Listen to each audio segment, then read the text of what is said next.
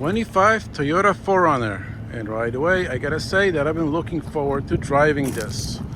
This is a limited model, which means it's sort of posh.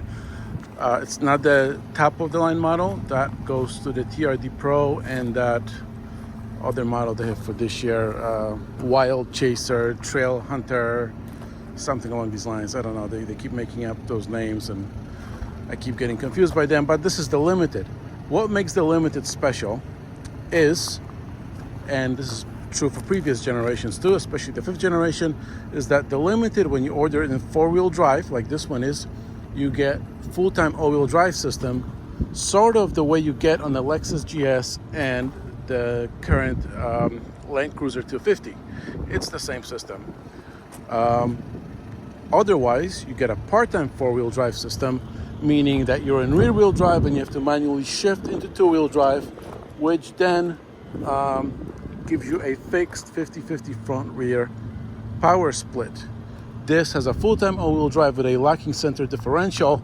Basically, it powers all 4 wheels at the same time, albeit the differentials are open, but then you can lock the center differential, which puts the power 50-50 front and back, but you still have axle differentials that are open. If that doesn't make sense, I'm going to write an article on it because a lot of people can't get it. Regardless, it's a 4Runner. I love this window here. It's designed due to previous generations. They previously used to put the model number over here. They put it over there now. It's fine. Roll down window is still here. However, it is not as tall as it used to be in the previous generation. And this model has a power tailgate. And there is a problem with it. Right away, yes, I'm going there. There's a problem with it. When this window is open, the power tailgate, the power tailgate doesn't work. You have to pull it up yourself, and it's not an easy task to do. I am struggling to put this up right now. This is my new bike rack, ignore that. I don't know why that is. And the same thing, if you want to close it, it's all manual operation. Now there's a power button. There is a power button for disabling and enabling the power tailgate, but it doesn't make it any easier to open and close. I have no idea what they were thinking over there. You can roll up the window with it from here. However, you know something? I lied. You can't right now because the key is in my pocket. When you go to roll up this window, it doesn't just roll up, it locks the car. The engine is running right now. The key is in my pocket. It doesn't want to roll up the window because it doesn't want to lock itself, which is smart, but I wish those switches were just to close and open the window and not to lock it when you press up. It's a Toyota thing. I believe the previous generation was the same way. Anyway, these are bigger wheels. These are 20-inch wheels, but there's still plenty of rubber on them. They're actually not horrible tires.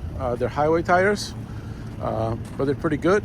Still body on frame. You can clearly see the frame through here. This one has power side steps. I'll show you that in a minute.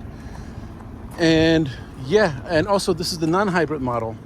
Non-hybrid meaning it's got a 2.4 liter 4-cylinder engine that makes 278 horsepower. What it also has is a third row seat, which because of this bike rack that I have in here, I can't really put up to you, but I'm going to tell you that it's a very small 2-passenger seat. It's about the size of the previous generation. It actually folds the same way. You pull it up, you have a little jump cushion over there, you pull it up. It's not an automatic procedure. It's quite manual and not always easy to get to, especially if you're a smaller person. Going into the back seat, as you can see, the seat doesn't fold flat, or does it? Because you go over to here, you fold it, and you can raise it like this, but you then have this indentation in the floor because this is the folded rear seat. I don't think you can lock this. This is more for access to the third row seat. On all the Land Cruisers or such vehicles, you would have a strap that you would put onto this bar and you could lock this in place. I don't see that strap over here unless I'm missing something. But this is more to access the third row seat when you need to. It doesn't have offer captain's chairs, and like the previous generation used to be 40-20-40, it's now 40-60. And when you go to return it, it goes back to this vertical position, means that you have to pull the lever again, push it back, and adjust it again. There is an armrest over there with a cup holder. I can't really pull this up because this front seat is too far back, and because I have this box over that prevents it from fully opening, but you get the idea. Very nice quality on the leather. This is, okay, I don't know anything about leather, but it feels good. Okay, how about that? It's heated and ventilated in the front. It's nothing in the back. But the seats, the front seats are very comfortable. I spent quite a few miles on it, about 400 altogether. And for the first time, the seats are really great. However, you still have that seat awkward position where you're sort of like in a sports car where your legs are like horizontal and you don't sit up like in a Land Rover. Speaking of not being like a Land Rover and not sitting up, when I said the height of the rear window is shorter than before, this carries through. This window is rather short over here, so you don't really want to put your arm over here when you're driving because it's kind of high. I wish the belt line was a little bit lower. And same goes over to here. When you sit in here, this windshield height is not that great. So when you are behind the wheel, I don't know if it's going to show well in the video, but you have that hood in front of you and the vertical space from the top of the steering wheel to the roof. This is maybe 18 inches over here. I don't know what the standard is, but this seems very pickup trucky like. And here's the thing, the Land Cruiser isn't like this. In the Land Cruiser you get much bigger side windows and you get a much taller windshield, which is great, but you don't get that in the 4Runner.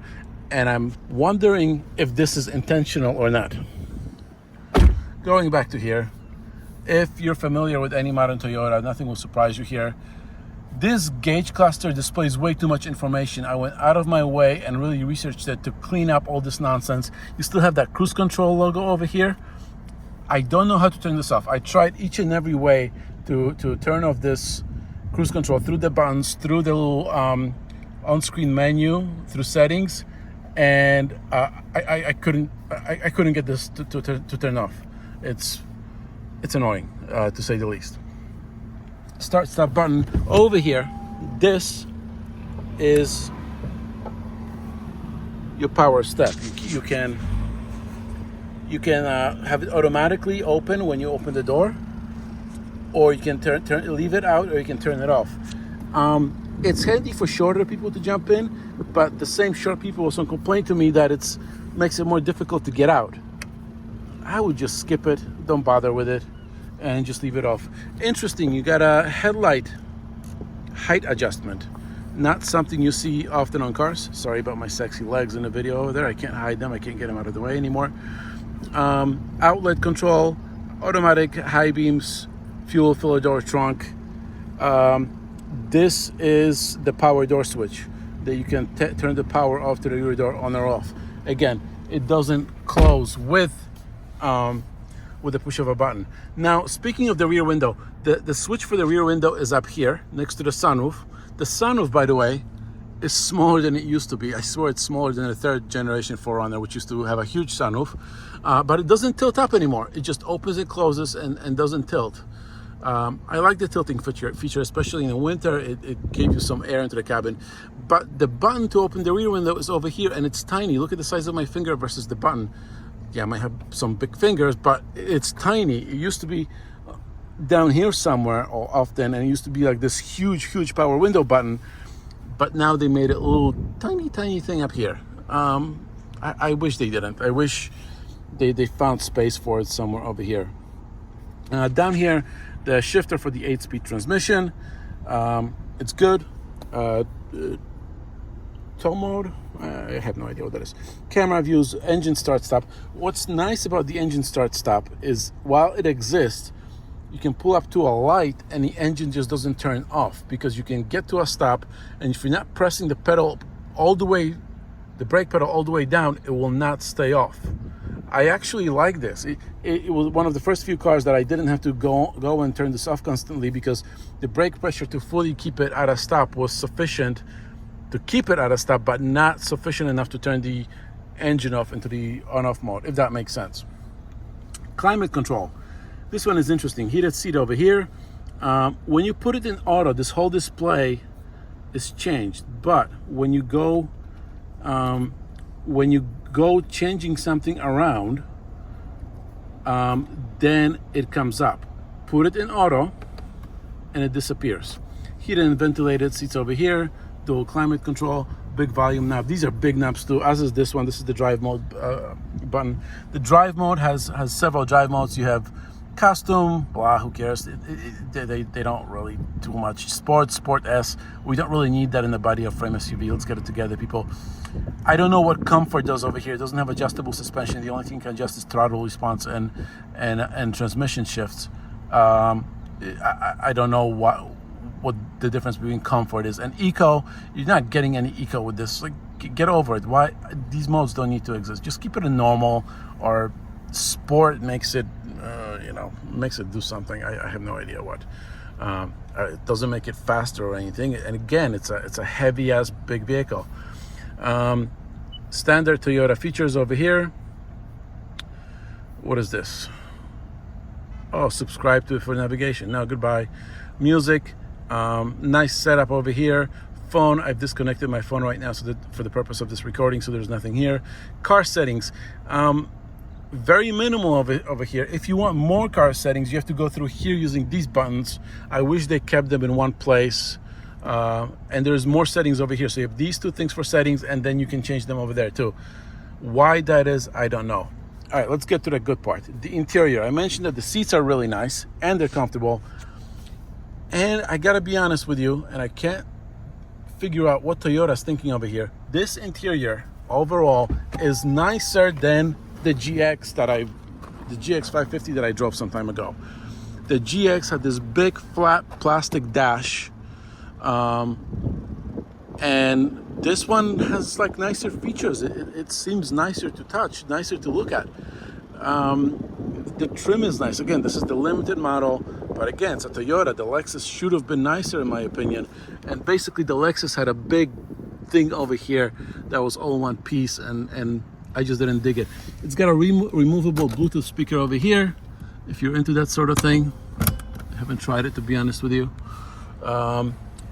Wireless chargers up here, little storage, 2 USB-Cs over there. This pocket is nice. I carry two phones with me, one for work, one personal, so I just threw my work phone over there.